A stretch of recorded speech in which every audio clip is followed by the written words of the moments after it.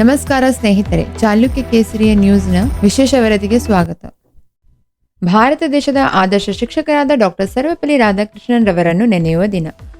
ಶಿಕ್ಷಣದ ಮಹತ್ವದಲ್ಲಿ ನಂಬಿಕೆ, ಜ್ಞಾನ ಮತ್ತು ಪ್ರಬುದ್ಧ ಸಮಾಜವನ್ನು ನಿರ್ಮಿಸುವಲ್ಲಿ ಶಿಕ್ಷಕರ ಅಪಾರ ಕೊಡುಗೆಗಳಿಗೆ ಸೂಕ್ತವಾಗಿ ಗೌರವವಾಗಿದೆ. ಡಾಕ್ಟರ್ ಸರ್ವಪಲ್ಲಿ ರಾಧಾಕೃಷ್ಣನ್ ಅವರ ಜೀವನ ಮತ್ತು ಕೊಡುಗೆಗಳು ದಾರ್ಶನಿಕ ಮತ್ತು ರಾಜಕಾರಣೀಯ ನಿಜವಾದ ಸಾರವನ್ನು ಉದಾಹರಣೆಯಾಗಿ ನೀಡುತ್ತವೆ. ಶಿಕ್ಷಕ, ತತ್ವಜ್ಞಾನಿ ಮತ್ತು ರಾಜನೀತಿಜ್ಞರಾಗಿ ಅವರು ಜನರ ಹೃದಯ ಮತ್ತು ಮನಸ್ಸಿನ ಮೇಲೆ ಅಳಿಸಲಾಗದ ಗುರುತನ್ನು ರಾಧಾಕೃಷ್ಣನ್ ಅವರು ಮೂಡಿಸಿದರು. ತಮ್ಮ ಬುದ್ಧಿವಂತಿಕೆಯಿಂದ ಪೀಳಿಗೆಗೆ ಸ್ಫೂರ್ತಿ ನೀಡಿದರು ಮತ್ತು ವಿವಿಧ ಸಮುದಾಯಗಳಲ್ಲಿ ಶಾಂತಿ, ಸಾಮರಸ್ಯ ಮತ್ತು ತಿಳುವಳಿಕೆಯನ್ನು ಉತ್ತೇಜಿಸಿದರು. ಡಾಕ್ಟರ್ ಸರ್ವಪಲ್ಲಿ ರಾಧಾಕೃಷ್ಣನ್ ಅವರ ಜೀವನವು ಸ್ಫೂರ್ತಿಯ ದಾರಿದೀಪವಾಗಿ ಇಂದಿಗೂ ಮುಂದುವರಿಯುತ್ತಿದೆ. ಬಾಲ್ಯದ ಜೀವನ, ಆರ್ಥಿಕ ಸಂಕಷ್ಟ. ಡಾಕ್ಟರ್ ಸರ್ವಪಲ್ಲಿ ರಾಧಾಕೃಷ್ಣನ್ ಅವರ ತಂದೆ ಸರ್ವಪಲ್ಲಿ ವೀರಸ್ವಾಮಿ, ತಾಯಿ ಸರ್ವಪಲ್ಲಿ ಸೀತಾ. 1888ರಲ್ಲಿ ಮದ್ರಾಸಿನ ಬ್ರಾಹ್ಮಣ್ ಕುಟುಂಬದಲ್ಲಿ ಜನಿಸಿದ ಡಾಕ್ಟರ್ ಸರ್ವಪಲ್ಲಿ ಅವರ ತಂದೆ ಸ್ಥಳೀಯ ಜಮೀನ್ದಾರರ ಸೇವೆಯಲ್ಲಿ ಕೆಳ ದರ್ಜೆಯ ಕಂದಾಯ ಅಧಿಕಾರಿಯಾಗಿದ್ದರು ಮತ್ತು ಅವರ ಕುಟುಂಬವು ಬಡವಾಗಿತ್ತು. ಅವರು ಶೈಕ್ಷಣಿಕ ಪ್ರಯಾಣಕ್ಕೆ ಅಡ್ಡಿಯಾಗುವ ಆರ್ಥಿಕ ಸಂಕಷ್ಟಗಳನ್ನು ಎದುರಿಸಿದರು. ಆದಾಗೂ ಅವರ ಸಂಕಲ್ಪ ಮತ್ತು ವಿದ್ಯಾರ್ಥಿ ವೇತನದ ನೆರವು ಅವರನ್ನು ಶೈಕ್ಷಣಿಕ ಹಾದಿಯಲ್ಲಿ ಮುನ್ನಡೆಸಿತು. ಅವರು ತಮ್ಮ ಆರಂಭಿಕ ಶಿಕ್ಷಣವನ್ನು ನಗರದ ವಿವಿಧ ಮಿಷನರಿ ಶಾಲೆಗಳಿಂದ ಪಡೆದರು. ಈ ಸಮಯದಲ್ಲಿ ಅವರ ತತ್ವಶಾಸ್ತ್ರದ ಉತ್ಸಾಹವು ಅವರಲ್ಲಿ ಹೆಚ್ಚಿತ್ತು. ಅವರು ಈ ವಿಷಯದಲ್ಲಿ ಪದವಿ ಮತ್ತು ಸ್ನಾತಕೋತ್ತರ ಪದವಿಗಳನ್ನು ಪಡೆಯಲು ಕಾರಣವಾಯಿತು. ಜ್ಞಾನದ ಅನ್ವೇಷಣೆ. ತಿರುಟ್ಟಣಿಯಲ್ಲಿ ಶಿಕ್ಷಣ ಪ್ರಾರಂಭ. ಡಾಕ್ಟರ್ ಸರ್ವಪಲ್ಲಿ ರಾಧಾಕೃಷ್ಣನ್ ಅವರ ಶೈಕ್ಷಣಿಕ ಪಯಣ ತಿರುಟ್ಟಣಿಯಲ್ಲಿ ಪ್ರಾರಂಭವಾಯಿತು. ಅಲ್ಲಿ ಅವರು ಕೆವಿ ಪ್ರೌಢಶಾಲೆಯಲ್ಲಿ ಓದಿದರು.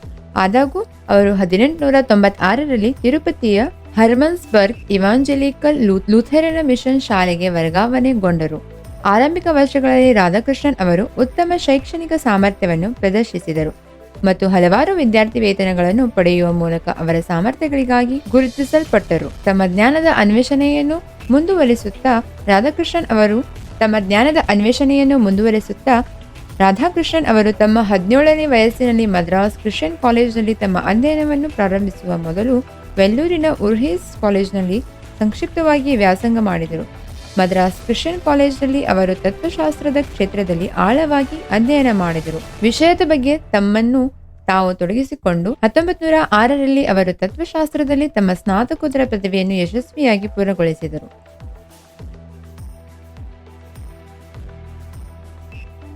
ಜ್ಞಾನದ ಉತ್ಸಾಹ. ವೃತ್ತಿ ಜೀವನ.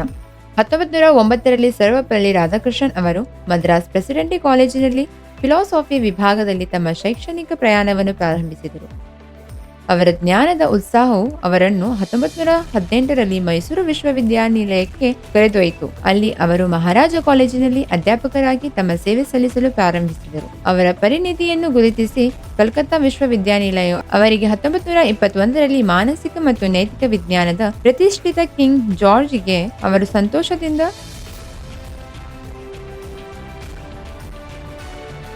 ಬ್ರಿಟಿಷ್ ಸಾಮ್ರಾಜ್ಯದ ವಿಶ್ವವಿದ್ಯಾನಿಲಯಗಳ ಕಾಂಗ್ರೆಸ್ನಲ್ಲಿ ಭಾಗಿ.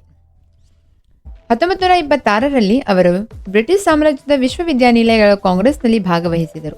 ನಂತರ ಹಾರ್ವರ್ಡ್ ವಿಶ್ವವಿದ್ಯಾನಿಲಯದಲ್ಲಿ ಇಂಟರ್ನ್ಯಾಷನಲ್ ಕಾಂಗ್ರೆಸ್ ಆಫ್ ಫಿಲಾಸಫಿ ಹಾಜರಾಗಿದ್ದರು.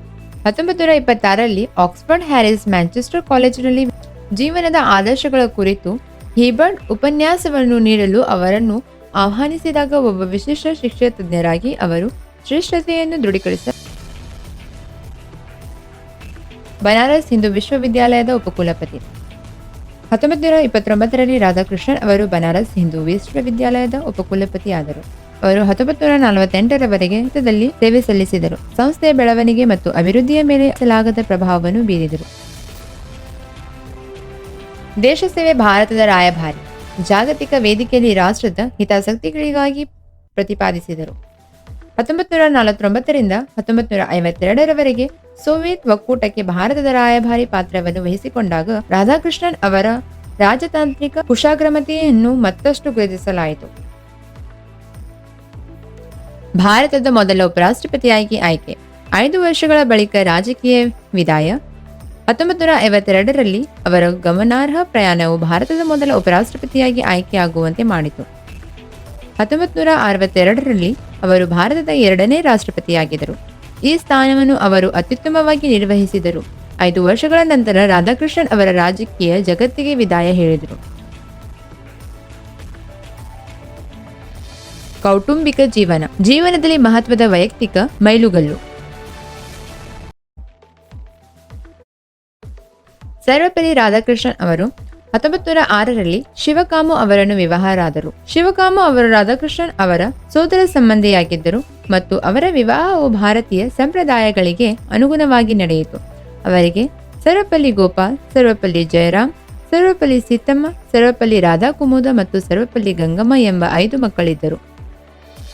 ಸರ್ವಪಲ್ಲಿ ರಾಧಾಕೃಷ್ಣನ್ ಅವರ ವಿವಾಹವು ಅವರ ಜೀವನದಲ್ಲಿ ಮಹತ್ವದ ವೈಯಕ್ತಿಕ ಮೈಲುಗಲ್ಲು ಮತ್ತು ಅವರ ಶೈಕ್ಷಣಿಕ ಮತ್ತು ವೃತ್ತಿಪರ ಪ್ರಯತ್ನಗಳನ್ನು ಮುಂದುವರಿಸಲು ಅಗತ್ಯವಾದ ಬೆಂಬಲ ಮತ್ತು ಸ್ಥಿರತೆಯನ್ನು ಒದಗಿಸಿ ಕ್ರೀಡಾಪಟ್ಟಿ ಮತ್ತು ಸಾರ್ವಜನಿಕ ಜೀವನದಲ್ಲಿ ತೊಡಗಿಸಿಕೊಂಡಿದ್ದರು. ರಾಧಾಕೃಷ್ಣನ್ ಅವರ ತಮ್ಮ ಕುಟುಂಬದೊಂದಿಗೆ ನಿಕಟ ಮತ್ತು ಪ್ರೀತಿಯ ಸಂಬಂಧವನ್ನು ಉಳಿಸಿಕೊಂಡಿದ್ದರು. ಭಾರತಕ್ಕೆ ಅವರ ಕೊಡುಗೆಗಳು ಮತ್ತು ಕೃತಿಗಳು. ಡಾಕ್ಟರ್ ಸರ್ವಪಲ್ಲಿ ರಾಧಾಕೃಷ್ಣನ್ ಅವರ ಸಾಹಿತ್ಯಿಕ ಕೊಡುಗೆಗಳು ವ್ಯಾಪಕವಾದ ವಿಶೇಷಗಳ ವ್ಯಾಪ್ತಿಯನ್ನು ಒಳಗೊಂಡಿವೆ. ಭಾರತೀಯ ತತ್ವಶಾಸ್ತ್ರ ಮತ್ತು ತುಲನಾತ್ಮಕ ಧರ್ಮದ ಕ್ಷೇತ್ರಗಳಲ್ಲಿ ಅವರು ಪ್ರಮುಖ ವ್ಯಕ್ತಿಯಾಗಿ ಮಾಡಿದವು.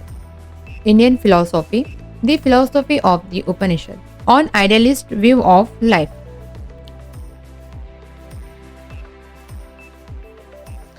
ಭಾರತದ ಅತ್ಯುನ್ನತ ನಾಗರಿಕ ಗೌರವವಾದ ಪ್ರತಿಷ್ಠಿತ ಭಾರತ ರತ್ನ. ಡಾಕ್ಟರ್ ಸರ್ವಪಲ್ಲಿ ರಾಧಾಕೃಷ್ಣನ್ ಅವರು ಸಮಾಜಕ್ಕೆ ನೀಡಿದ ಗಮನಾರ್ಹ ಕೊಡುಗೆಗಳನ್ನು ಗುರುತಿಸಿ ಗೌರವಿಸಲಾಯಿತು. 1954ರಲ್ಲಿ ಅವರ ಅಸಾಧಾರಣ ಸೇವೆ ಮತ್ತು ಸಾಧನೆಗಳಿಗಾಗಿ ಭಾರತದ ಅತ್ಯುನ್ನತ ನಾಗರಿಕ ಗೌರವವಾದ ಪ್ರತಿಷ್ಠಿತ ಭಾರತ ರತ್ನವನ್ನು ಪಡೆದರು.